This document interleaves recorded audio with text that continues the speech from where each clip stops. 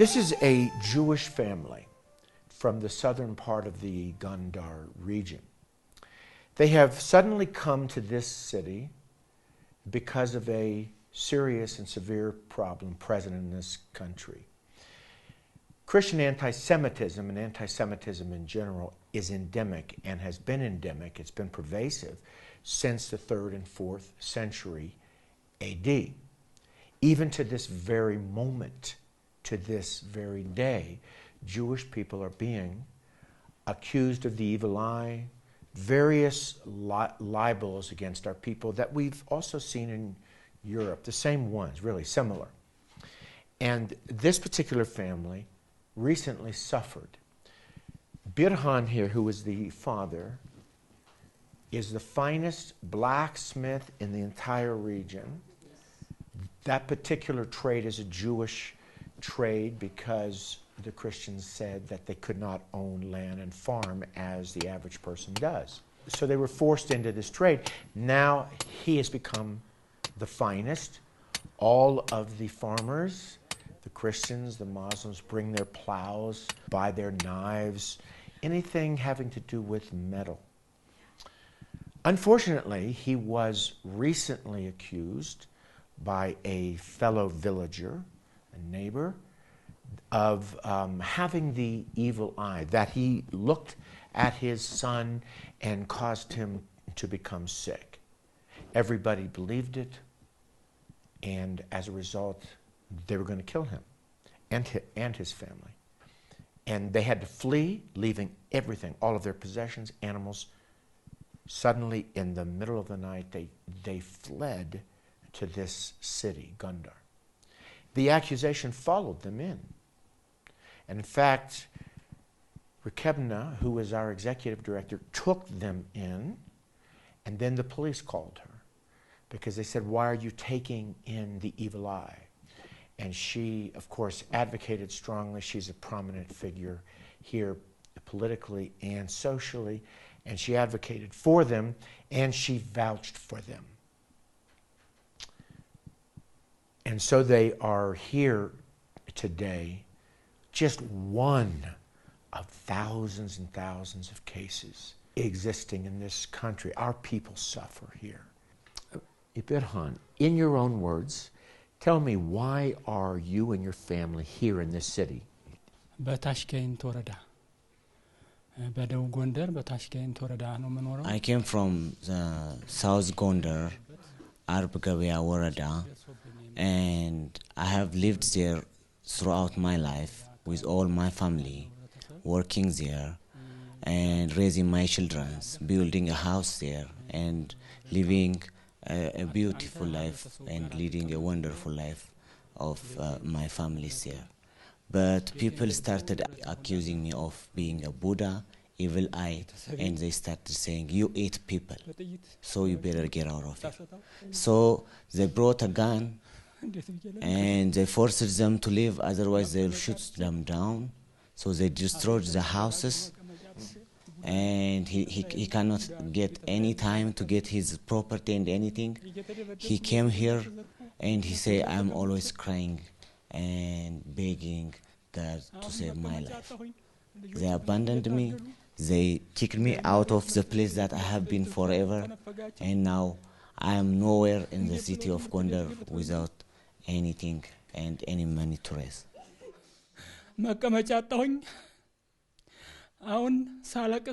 Thanks to Ms. Rekebna, she arranged the escape route for me from there. It has to be a night time, in the dark time. We have escaped, 8 of us, 8 family members have escaped from that town. If it couldn't have been at night time, he's saying like I might lose my life and my whole family's life will be at stake.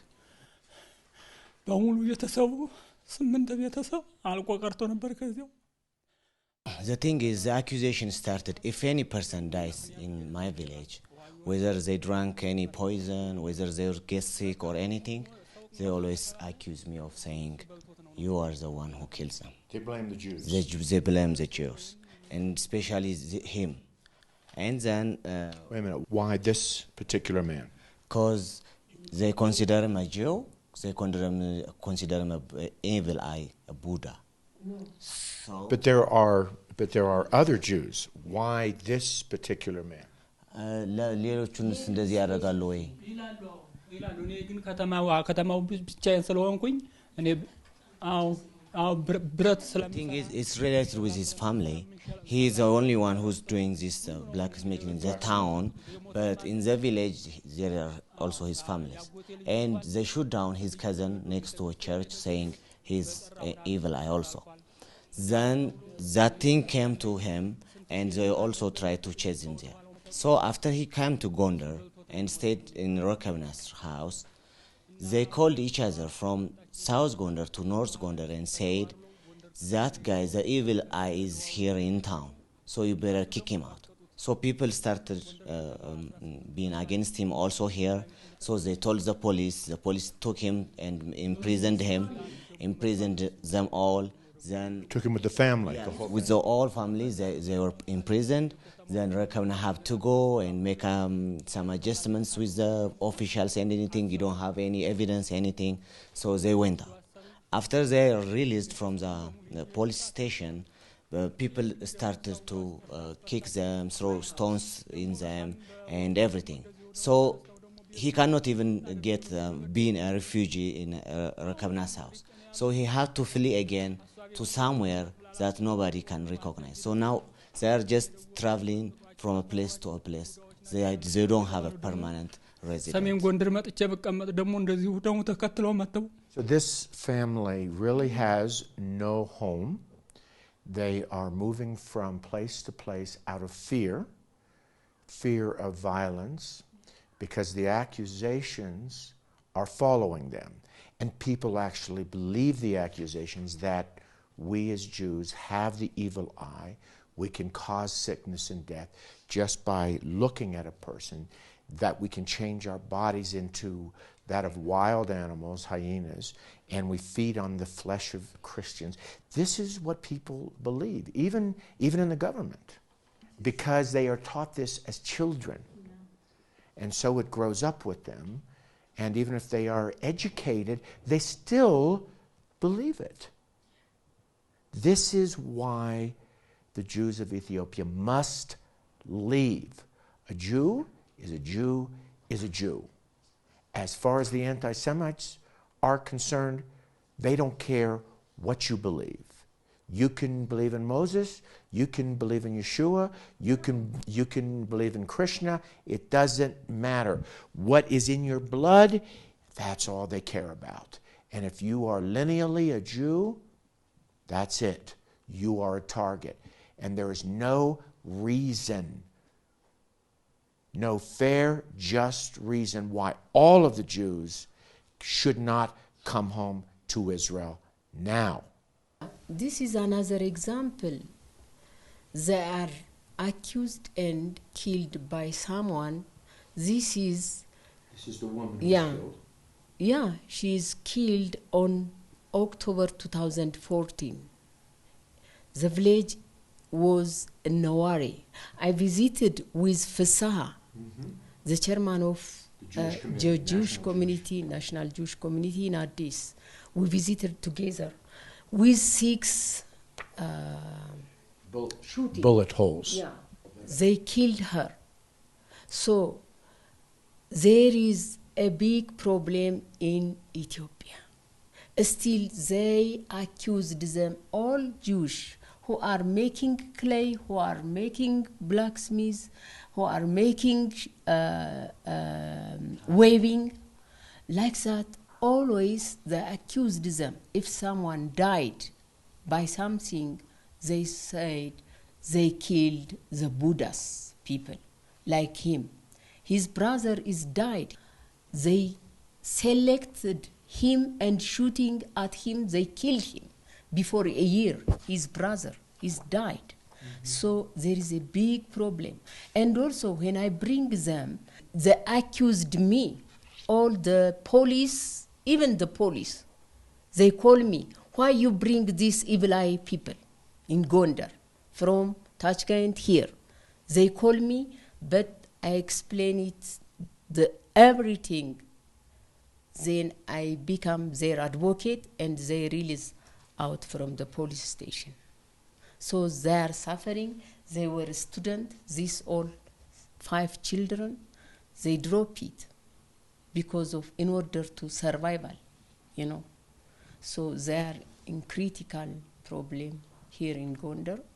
They don't have any income. They don't have house. They are homeless. There really isn't any solution for this family. The accusation of the Buddha and that they devour the flesh of Christians is following them everywhere. They are a moving target. There isn't any solution. You can see this goiter here. This is an iodine deficiency. She was going to come to a clinic of ours in their village, but they had to flee.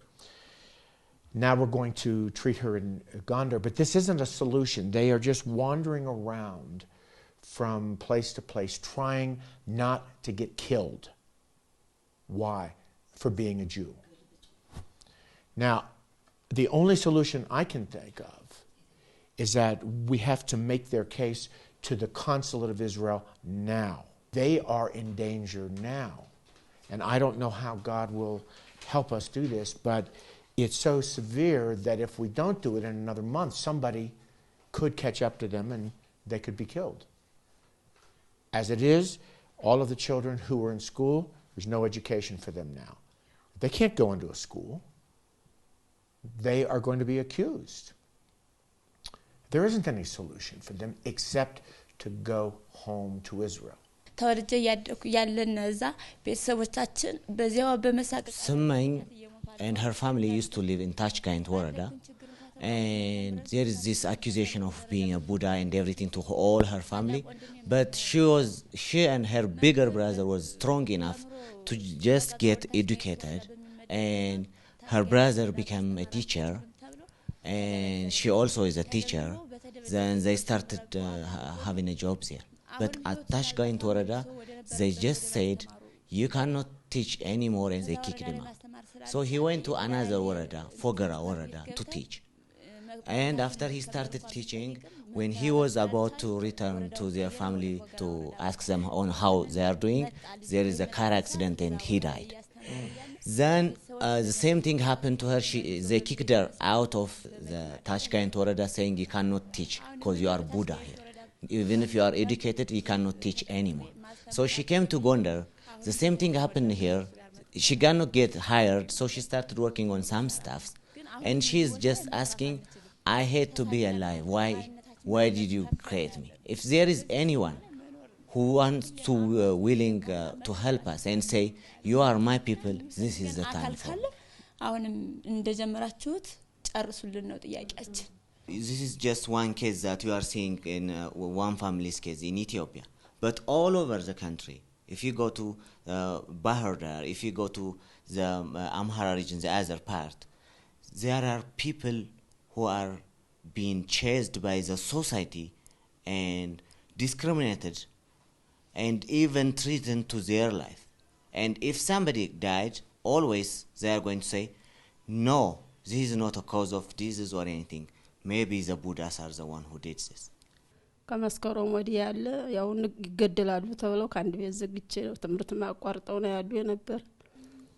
we were living in our village, things were smooth.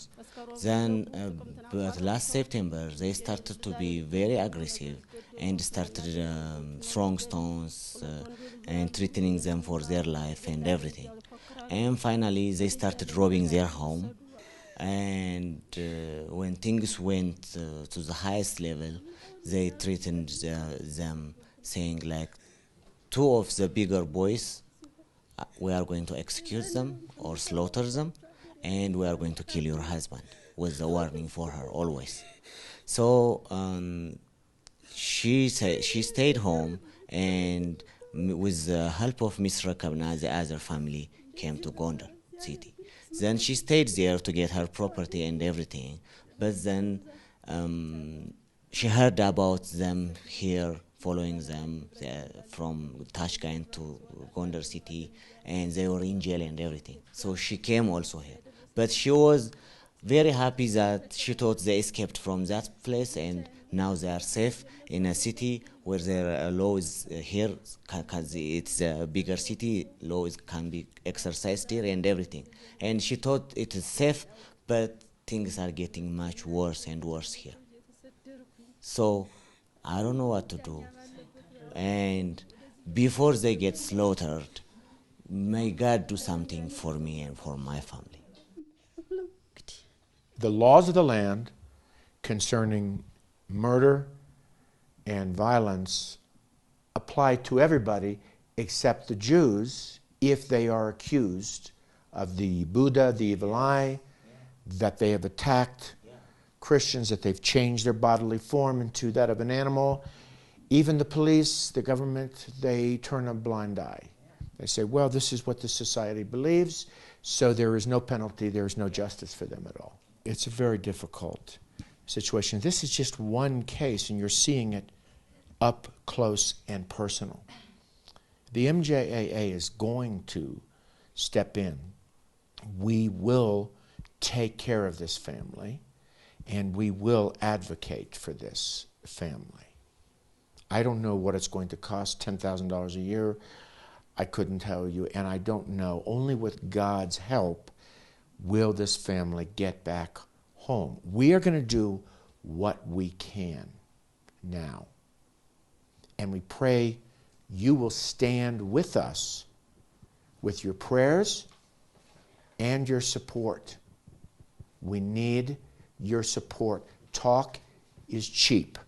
What are we doing for our people that is real? You can't be here.